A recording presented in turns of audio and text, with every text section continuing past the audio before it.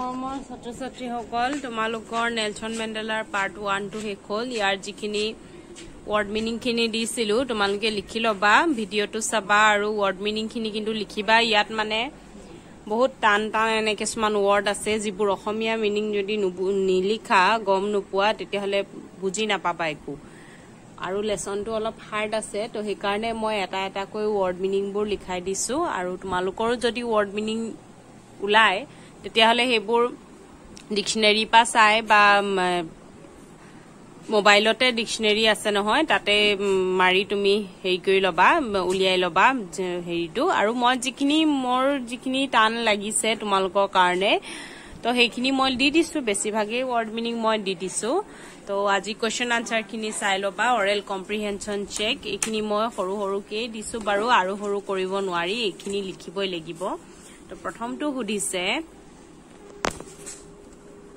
প্ৰথম যেটো কোৱেশ্চন হেতু সুধিছে সোৱা Where did the ceremonies take place? Question বুজি পাইছাই অনুষ্ঠানটো ক'ত হৈছিল আৰু সুধিছে Can you name any public buildings in India that were made of sandstone? ভাৰতবৰ্ষৰ কোনো পাব্লিক বিল্ডিংৰ কথা জানা নেকি যেটো নেকি বালিয়া হিলেৰে গঠিত sandstoneৰে বনোৱা কোনো পাব্লিক বিল্ডিং ভাৰতত আছে নেকি হেতু সুধিছে তো প্ৰথমটোৰ আনসাৰটো এটো হ'ল The inauguration ceremonies took place in the Union Building Amphitheatre in Pretoria. Pretoria Union Building or Amphitheatre অনুষ্ঠানটো হৈছিল তাৰ পিছৰ যেটো আছে পিছৰ কোৱেশ্চনটোৰ answer Yes, there are many public buildings in India that are made of sandstones. These are the Red Fort নামবোৰ দি দিছো Red Fort, Humayun's Tomb, Humayunor কবৰ, Qutub Minar, The palaces and buildings of Fatehpur Sikri থকা যিবোৰ ৰাজপ্ৰসাদ building হেবিলাক Palia হিলৰ হয় Hawa Mahal of Jaipur, Maharaja's Palace at Jaisalmerৰ ৰজাৰ যিটো প্ৰাসাদ হেবোৰ তাৰ পিছত besides government buildings like the Parliament House etc. in Delhi আৰু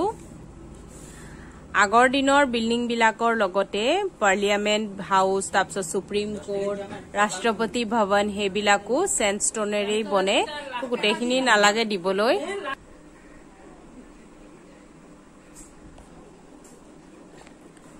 তাৰপিছত 2 নম্বৰটো সুধিছে সোৱা Can you say how 10 May is an autumn day in South Africa? South Africa 10 May দিনাখন কেনেকৈ এটা শৰতৰ দিন হ'ব পাৰে আমাৰ ইয়াত মে মাহটো সামাৰ হয় নাই কিন্তু সাউথ আফ্ৰিকাত হেতু আটাম ডে কিয় হৈছে সোৱা এটোৰো তাৎপৰ্য আছে 10 May is an autumn day in South Africa because freedom dawns in the country on this very day 10 May দিনাখন সাউথ আফ্ৰিকাৰ দিনটো আটাম ডে এটা ধুনিয়া আটাম ডে বুলি কৈছে কাৰণ সেই দিনাখনৰ পৰাই স্বাধীনতাৰ জন্ম হৈছিল এই দিনটোতে সাউথ আফ্ৰিকাত স্বাধীনতাই প্ৰাণ পাই উঠিছে Moreover, ইয়াৰ উপৰিও South Africa is located in the southern hemisphere of the earth. So, autumn falls in the month of May. ইয়াৰ উপৰিও South Africa পৃথিৱীৰ দক্ষিণ গোলাৰ্ধত অৱস্থিত southern hemisphere যেটো দক্ষিণ গোলাৰ্ধ উত্তৰ গোলাৰ্ধ আৰু দক্ষিণ গোলাৰ্ধ তোমালোকে পাইছা ওপৰ ফালে উত্তৰ গোলাৰ্ধ তলৰ ফালে আছে দক্ষিণ গোলাৰ্ধ ঠিক আছে দক্ষিণৰ ফালে তো সাউথ আফ্ৰিকা পৰে দক্ষিণ গোলাৰ্ধত আৰু সেই কাৰণে মে মাহত তাত শৰৎ ঋতু হয়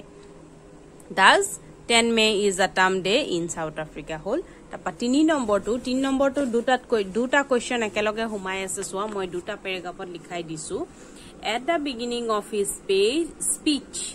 Mandela mentioned an extraordinary human disaster.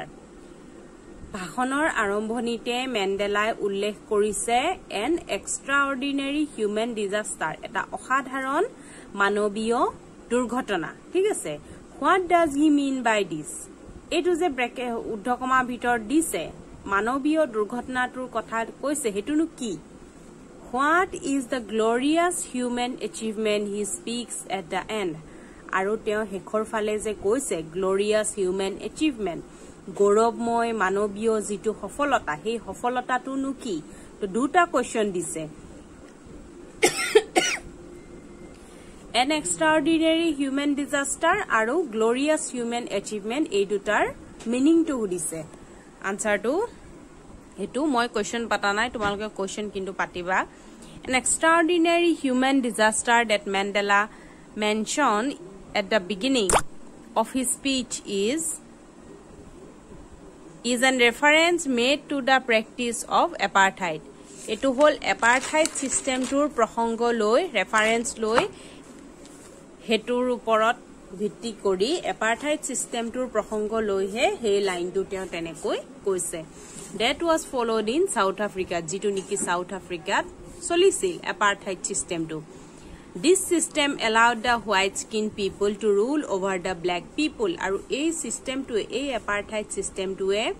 boga salor lokhokolok kola salor manukhinir uporot শাসন কৰিবলৈ অধিকাৰ দিছিল allow কৰিছিল তেওঁলোকক শাসন কৰিবলৈ black people হকলক. This separates people according to their race. তেওঁলোকৰ জাতি অনুযায়ী বৰ্ণ অনুযায়ী ভাগ ভাগ কৰি দিছিল সেপাৰেট কৰি দিছিল এই যেটো প্ৰথা হলে তো এক্সট্ৰাঅৰ্ডিনাৰী হিউম্যান ডিজাস্টাৰ কি হে মিনিং টু কি এটো এপাৰ্থাইড সিস্টেমটোৰ কথা কৈছে ঠিক আছে পিছৰ যেটো কোৱেশ্চন দিছে গ্লোৰিয়াছ হিউম্যান এচিভমেন্ট হেতু কিনো হেতু এটো সোৱা the end of apartheid with establishment of a democratic government free from any racial bindings was the glorious human achievement that Mandela speaks at the end of his speech. Apartheid systemor সমাপ্তি আৰু তাৰ লগতে এটা গণতান্ত্ৰিক government গণতান্ত্ৰিক চৰকাৰ এখন প্ৰতিষ্ঠা হৈছিল যেটো নেকি কোনো ধৰণৰ বৰ্ণ বৈষম্য বান্ধোনৰ পৰা মুক্ত আছিল তাত মানে কোনো জাতিভেদ কোনো বৰ্ণভেদ প্ৰথা নাছিল হে গভৰ্নমেন্টখন ফ্ৰী আছিল মুক্ত আছিল এটোৱে হল গৌৰৱময় মানৱীয় সাফল্য যেটো নেকি মেণ্ডেলাই নিজৰ ভাষণৰ হেখত কৈছে হলে it means liberation of the South African people from all forms of bondage sufferings and discrimination এটোৱে কি বুজাইছে মুক্ত স্বাধীনতা বুজাইছে লিবাৰেশন মানে স্বাধীনতা সাউথ আফ্ৰিকান মানুহখিনিৰ স্বাধীনতা কিহৰ পৰা all forms of bondage সকলো ধৰণৰ হিকলি সকলো ধৰণৰ বান্ধোন কষ্ট ভোগা sufferings আৰু discrimination মানে ভেদাভেদ বৈষম্য যেটো কয় ঠিক আছে এইখিনিৰ পৰা মুক্তি পাইছে সাউথ আফ্ৰিকান মানুহখিনিয়ে আৰু হেতুকে কৈছে গ্লোৰিয়াছ হিউম্যান এচিভমেন্ট হলে তে 4 নম্বৰটো কৈছে human achieve what does Mandela thank da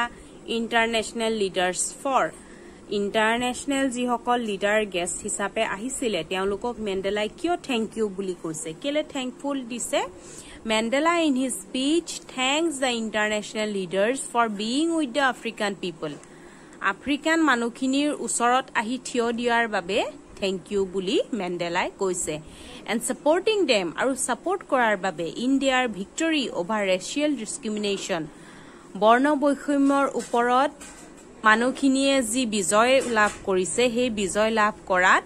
international leader khinie ahi support korise aru hetu karone মেণ্ডেলাই তেওঁলোকক ভাষণত থ্যাংক ইউ দিছে হলে 5 নম্বৰটো সোৱা What ideals does he set out for the future of South Africa? ভৱিষ্যত সাউথ আফ্ৰিকাৰ ভৱিষ্যতৰ বাবে তেওঁ কেনেকুৱা ধৰণৰ মানে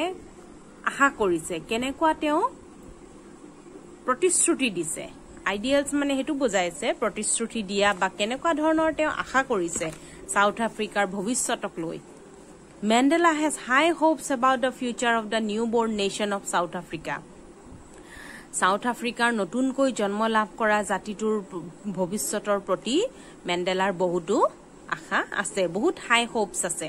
He dreams of a nation free from poverty and sufferings. তেওঁ এনেকুৱা এটা জাতিৰ সপোন দেখিছে যিটো নেকি দৰিদ্ৰতাৰ পৰা মুক্ত হ'ব, সাফাৰিংছৰ পৰা মুক্ত হ'ব,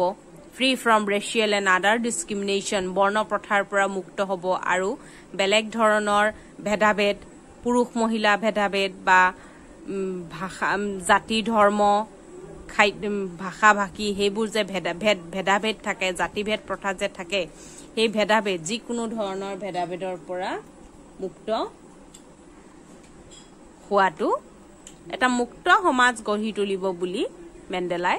আশা কৰিছে he assures they আশ্বাস দিছে মানে প্ৰতিশ্ৰুতি দিছে he assures that South Africa will never again experience the oppression of one by another তেওঁ এটো আশ্বাস দিছে যে সাউথ আফ্ৰিকাই আৰু কোনো দিনে অত্যাচাৰ ভোগ কৰিব নালাগিব এজনে আনজনৰ ওপৰত কৰা অত্যাচাৰ কেতিয়াও এক্সপেৰিয়েন্স নহব আৰু কেতিয়াও আৰু তেনেকুৱা ধৰণৰ ৰিপিট নহয় হেতু কথা কৈছে ঠিক আছে তো মেণ্ডেলাৰ কিনো আদৰ্শ আছিল কিনো সপোন আছিল সাউথ আফ্ৰিকাৰ ফিউচাৰক লৈ এইখিনি কথাখিনি এইখিনিয়ে তোমালোকে পঢ়িবা ভালকে ইয়াৰ কথাবোৰ অলপ টান টান যেন লাগিছে কিন্তু ভালকৈ পঢ়িবা আৰু বুজি নোপোৱা যদি মোক খুদিবা মোবাইলত তোমালোকে নেটত ডিকশনাৰী চাবা নিজৰ থাকিলে হেতুটো চাবাই বাৰু আৰু মোবাইলৰ পৰাও ডিকশনাৰীটো চাবা ঠিক আছে লেসনটো অলপ ভালকৈ পঢ়িবা হেৰি আৰু নুবুজা হিখিনি খুদিবা বাৰু আৰু আছে এইখিনি মই সেকেন্ড পাৰ্টটো মই দি দিম তোমালোকে কোৱেশ্চনবোৰ ওয়াৰ্ড মিনিংবোৰ এবোৰ ভালকে লিখি লবা আজিলে হ'ব ইয়াতে